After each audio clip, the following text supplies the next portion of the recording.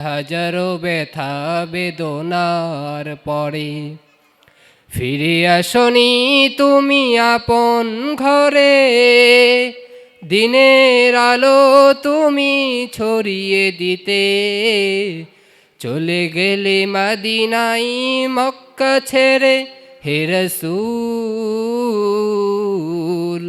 তোমাকে ভুলি আমি কেমন করে হে রাসূল, তোমাকে ভুলি আমি কেমন করে। হেরার গুহায় তোমারি ধ্যান, আসমান থেকে নামে আল কোরআন, ভাঙল সবার ভুল তোমারি তরে, আসলো কোরআনের ছায়া তলে খালিদ ওমর আলী আবু বকর, ইসলামী ঝান্ডা নিল যে তুলে হে রাসূল। তোমাকে ভুলি আমি কেমন করে। আলহামদুলিল্লাহ। বাংলাদেশের ঐতিহ্যবাহী জেলা ঢাকা জেলার আশুলিয়ার প্রাণকেন্দ্র সৌতুল হেরা বালিকা মাদ্রাসার উদ্যোগে আজকের এই তাফসিরুল কোরআন মাহফিল। উক্ত মাহফিলের প্রধান বক্তা বিশিষ্ট ইসলামিক চিন্তাবিদ মুফাসসিরে কোরআন মুফতি রহমতে এলাহি আরমান কাসিমি। আমরা দোয়া করি আল্লাহ তাআলা যেন হুজুরকে এসে কোরআন থেকে কথা বলার তৌফিক দান করে, আমরা বলি আমিন। প্রিয় ভাইয়েরা, সময় সংক্ষিপ্ত, কথা অনেক। আপনাদের সম্মুখে কোরআনুল কারীমের একটি আয়াত তেলাওয়াত করেছি। আল্লাহ রাব্বুল আলামিন কোরআনুল কারীমের ভিতরে বলেন, ওয়ামা আরসালনাকা ইল্লা রাহমাতাল লিল আলামিন। ওয়ামা আরসালনাকা ইল্লা রাহমাতাল লিল আলামিন। হে নবী, আপনাকে গোটা বিশ্বের রহমত হিসেবে আমি দুনিয়াতে পাঠিয়ে দিয়েছি। ও নবী, আপনি গোটা বিশ্বের জন্য রহমত। আপনার আমার নবী, বিশ্ব নবী মুহাম্মদুর রাসূলুল্লাহ সাল্লাল্লাহু আলাইহি ওয়াসাল্লামকে গোটা বিশ্বের রহমত হিসেবে পাঠিয়ে দিয়েছেন। বলেন তিনি কে? আমার প্রিয় ভাইয়েরা, আপনার আমার নবী, বিশ্ব নবী মুহাম্মদুর রাসূলুল্লাহ সাল্লাল্লাহু আলাইহি ওয়াসাল্লাম গোটা বিশ্বের রহমত। আপনার আমার নবী, বিশ্ব নবী মুহাম্মদুর রাসূলুল্লাহ সাল্লাল্লাহু আলাইহি ওয়াসাল্লাম চেয়েছিল আমরা যেন জাহান্নামে না যাই। আমাদেরকে জাহান্নামের পথ থেকে বাঁচানোর জন্য, তায়েফের লোকদেরকে জাহান্নামের পথ থেকে বাঁচানোর জন্য আল্লাহর নবী, বিশ্ব নবী মুহাম্মদুর রাসূলুল্লাহ সাল্লাল্লাহু আলাইহি ওয়াসাল্লাম তায়েফের লোকদেরকে কোরআনের দাওয়াত দেওয়ার জন্য গিয়েছিল। তায়েফের লোকেরা আল্লাহর নবীর দাওয়াতকে গ্রহণ করে নাই। তায়েফের লোকেরা আল্লাহর নবীকে পাথর নিক্ষেপ করেছে। আমার নবীর দান মুবারক শহীদ হয়ে গিয়েছে। আমার নবীর শরীর থেকে রক্ত ঝরেছে। আমার নবীর শরীর থেকে রক্ত ঝরেছে, তাও কি আমার নবী কোরআনের দাওয়াত দেওয়া বন্ধ করেছে? ইসলামের দাওয়াত দেওয়া বন্ধ করেছে? না, আমার নবী কোরআনের দাওয়াত দেওয়া বন্ধ করে নাই, ইসলামের দাওয়াত দেওয়া বন্ধ করে নাই। আমার নবীর দাওয়াতের বিরোধিতা করেছিল আবু জেহেল। আমার নবীর দাওয়াতের বিরোধিতা করেছিল আবু লাহাব। আমার নবীর দাওয়াতের বিরোধিতা করেছিল উতবা, সাইবা, ওলীদ ইবনে মুগিরা। আমার প্রিয় ভাইয়েরা, আমার নবীর দাওয়াতের বিরোধিতা করে আবু জেহেল টিকতে পারে নাই, আবু লাহাব টিকতে পারে নাই, উতবা, সাইবা, ওলীদ ইবনে মুগিরা টিকতে পারে নাই। আজও যারা ওলামাই কেরামের টুটি চেপে ধরে রাখার চেষ্টা করো, ওলামাই কেরামের টুটি চেপে ধরে যেন কোরআনের কথাগুলো না বলতে পারে, তোমরাও টিকতে পারবা না। আমার প্রিয় ভাইয়েরা, যেই নবী আমাদেরকে কোরআনের দাওয়াত দিতে যে শরীর থেকে রক্ত ঝরিয়েছে, সেই নবীর পথ আমরা অনুসরণ করব, অনুকরণ করব। আল্লাহ তাআলা যেন আমাদেরকে আমার নবীর পথে চলার তৌফিক দান করে, আমরা বলি আমিন। আমার প্রিয় ভাইয়েরা, আল্লাহর নবী, বিশ্ব নবী মুহাম্মদুর রাসূলুল্লাহ সাল্লাল্লাহু আলাইহি ওয়াসাল্লাম তো হচ্ছে আমাদের কলিজার টুকরা। আল্লাহর নবী হচ্ছে আমাদের কলিজার টুকরা, আমাদের হৃদয়ের স্পন্দন। আমার নবীর বিরুদ্ধে যদি কেউ কথা বলে, বাংলাদেশের মুসলমান কখনোই মেনে নেয় না। আমার নবীর শান-ও-মানের বিরুদ্ধে কথা বললে যেভাবে বাংলাদেশের মুসলমান মেনে নেয় না, আমার প্রিয় ভাইয়েরা, ওলামাই কেরামের বিরুদ্ধে অনেকেই কথা বলে নাস্তিক মুরতাদ। আল্লাহদ্রোহী খুদাদ্রোহী রাসূলের দুশমনরা ওলামাই কেরামের বিরোধিতা করে, ওলামাই কেরামের বিরুদ্ধে কথা বলে। তাদেরকেই বলে দিতে চাই আজকের এই মাহফিল থেকে, ওলামাই কেরামের বিরোধিতা করে কোনো কাজ হবে না। ওলামাই কেরাম, এই বাংলার জমিনে ওলামাই কেরাম ছিল, ওলামাই কেরাম আছে, ওলামাই কেরামই থাকবে ইনশাআল্লাহ। কোন নাস্তিক রাম আর বাম ইসলাম বিরোধী এই বাংলার জমিনে থাকতে পারবে না, ঠিক কিনা বলেন? আমার প্রিয় ভাইয়েরা, এই বাংলার জমিনে আল্লাহর কোরআনের জন্য, ইসলামের জন্য যদি জীবন দেওয়ার প্রশ্ন আসে, সামনের কাতারে ওলামাই কেরাম চলে যায়। সামনের কাতারে ওলামাই কেরাম চলে যেয়ে বুকটা পেতে দেয়, আমার বুকে গুলি করো, আমাকে শহীদ করে দাও, আমাকে গুলি করো, আমার বুকে গুলি করে আমাকে শহীদ করে দাও। তারা এই বাংলাদেশকে ভালোবেসে রক্ত দিতে চায়, এই বাংলাদেশকে ভালোবেসে জীবন দিতে চায়।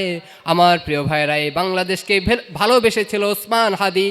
ওসমান হাদি চেয়েছিল এই বাংলার জমিনে ইনসাফ প্রতিষ্ঠা হোক। ওসমান হাদি চেয়েছিল এই বাংলার জমিনে ইনসাফ প্রতিষ্ঠিত হোক।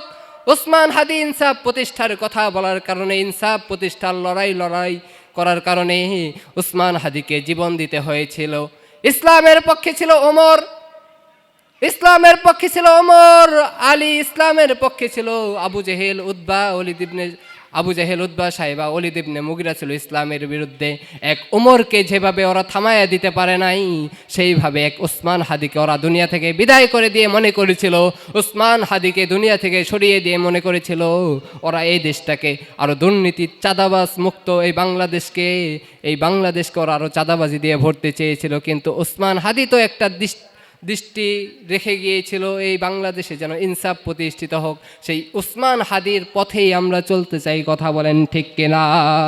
আমার প্রিয় ভাইয়েরা, উসমান হাদির পথে আমাদেরকে চলতে গেলে ইনসাফের কথা বলতে হবে, ইনসাফ প্রতিষ্ঠা আমাদেরকে করতে হবে। ও বাংলাদেশের মুসলমান, ঢাকার আশুলিয়ার মুসলমান, আল্লাহর নবী বিশ্বনবী মুহাম্মদুর রাসূলুল্লাহ সাল্লাল্লাহু আলাইহি ওয়াসাল্লাম তিনি চেয়েছিল আমার রান্নাঘর থেকে নিয়ে শুরু করে সংসদ পর্যন্ত যেন ইনসাফ প্রতিষ্ঠিত হোক। তিনি চেয়েছিল আমার দেশে কোনো অন্যায় হবে না, জুলুম হবে না, নির্যাতন হবে না। আমার প্রিয় ভাইয়ের, আল্লাহর নবী এটা চেয়েছিল। আল্লাহর নবী দেশটাকে যখন কোরআন দিয়ে পরিচালনা করতে গেলেন, রান্নাঘর থেকে নিয়ে শুরু করে যখন সংসদ পর্যন্ত আল্লাহর কোরআন দিয়ে দিলেন, তখন আল্লাহর নবীর বিরোধিতাই করেছিল আবু জেহেল, আল্লাহর নবীর বিরোধিতাই করেছিল আবু লাহাব, উতবা, সাইবা, ওলিদ ইবনে মুগিরা। আমার প্রিয় ভাইয়েরা, তাহলে আবু জেহেল যেভাবে টিকতে পারে নাই, আবু লাহাব টিকতে পারে নাই, উতবা টিকতে পারে নাই, সাইবা টিকতে পারে নাই, ওলিদ ইবনে মুগিরা টিকতে পারে নাই। এই বাংলাদেশের প্রশাসনের কাছে আমাদের দৃষ্টি আকর্ষণ করতেছি, বাংলাদেশের প্রশাসনের আমার প্রিয় ওসমান হাদি ভাইকে যারা শহীদ করে দিয়েছে, তাদের দৃষ্টান্তমূলক শাস্তির আওতায় তাদেরকে আনা হোক। আমার প্রিয় ভাইরা, ওসমান হাদি তো ইনসাফের কথা বলতো, আমরা সকলেই তো চাই এই বাংলাদেশে ইনসাফ প্রতিষ্ঠিত হোক, ঠিক কিনা বলেন? এই বাংলাদেশে ইনসাফ প্রতিষ্ঠিত হোক। কেউ যেন ইতিমের টাকা আত্মসাৎ না করতে পারে, রাস্তার টাকা কেউ যেন আত্মসাৎ করে না দিতে পারে, কেউ যেন ব্রিজ কালভার্টের টাকা যেন কেউ আত্মসাৎ করে না দিতে পারে। আমার প্রিয় ভাইরা, যাদেরকে ইতিমের সম্পদ আত্মসাতের মামলা দিয়ে 13-14টি বছর কারাগারে বন্দি করে রেখে স্বৈরাচার ফ্যাসিবাদ সরকার দুনিয়া থেকে বিদায় করে দিয়েছিল, আমার প্রিয় ভাইরা, সেই কোরআনের পাখির কথা আমরা ভুলে যাই নাই। কোরআনের পাখিও চেয়েছিল এই বাংলাদেশে ইনসাফ প্রতিষ্ঠিত হবে, কোরআনের আইন প্রতিষ্ঠিত হবে। সেই কোরআনের পাখির দিক নির্দেশনায় আমরা চলতে চাই, সেই উসমান হাদির দিক নির্দেশনায় আমরা চলতে চাই। আমরা বলি আমিন। আমার প্রিয় ভাইয়েরা, ওসমান হাদি ভাই ইনসাফের কথা বলার কারণে তাকে শহীদ করে দেওয়া হয়েছে। আমরা বাংলাদেশের হাজারো তরুণ যুবকের মুখে এখন ইনসাফ প্রতিষ্ঠার কথা শুনি, কারণ ওসমান হাদিকে কিন্তু কেউ চিনত না। ওসমান হাদিকে চিনেছে সেই দিন, যেই দিন ওসমান হাদি এই দুনিয়া থেকে বিদায় হয়ে গিয়েছে, সেই দিন, কথা বলেন ঠিক কিনা? হাদি সাহারার রুষার বালুতে আবে জমজম পানি, হাদি আজাদির হাসান হোসেন জান্নাতি ফুলদানি, হাদি ইতিহাস পাখিয়া বাবিল মুসারহাতের লাঠি, হাদি ওমরের অর্ধ জাহান মোরানো শীতল পাটি, হাদি গোলাপের মাতাল গন্ধ খোলাফায়ে রাশেদার, হাদি উত্তাল সাগরে জোয়ার আল্লাহু আকবার, ঠিক কিনা বলেন? হাদি আমাদের জন্য একটা গৌরব, হাদি আমাদের রত্ন। আমার প্রিয় ভাইয়েরা, হাদির পথে আমরা চলবো, হাদির পথকে আমরা অনুসরণ করবো ইনশাআল্লাহ। আমার প্রিয় ভাইরা, যা বলতেছিলাম, আল্লাহর নবী বিশ্ব নবী মুহাম্মদুর রাসূলুল্লাহ সাল্লাল্লাহু আলাইহি ওয়াসাল্লাম তাইফের ময়দানে তাকে কেউ দমিয়ে রাখতে পারে নাই। আল্লাহর নবীকে পাথর যতই নিক্ষেপ করেছে, আল্লাহর নবীর শরীর থেকে যতই রক্ত ঝরেছে, আল্লাহর নবী বিশ্ব নবী মুহাম্মদুর রাসূলুল্লাহ সাল্লাল্লাহু আলাইহি ওয়াসাল্লাম শরীর থেকে রক্ত ঝরানোর পরেও তাইফের লোকদেরকে দাওয়াত দিয়েছে যেন তারা জাহান্নামে না যায়।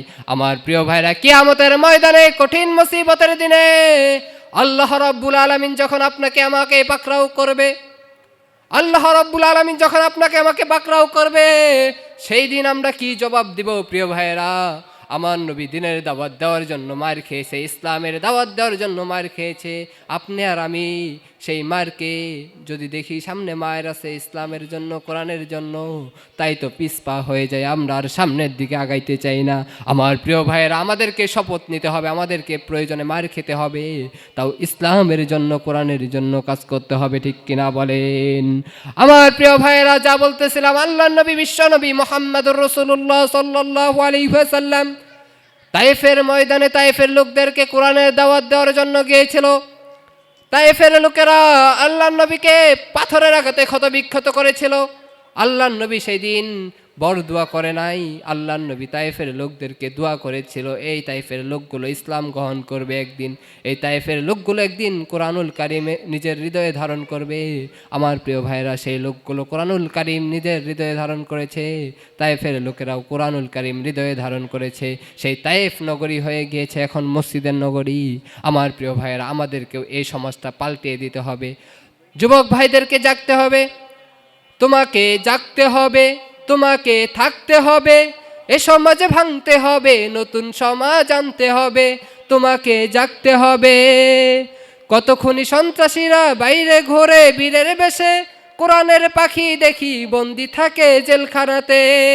আমরা কোরআনের পাখিগুলোকে হারাইতে চাই না। কোরআনের পাখিগুলো যেন এই বাংলার জমিনে বুক ফুলিয়ে চলতে পারে,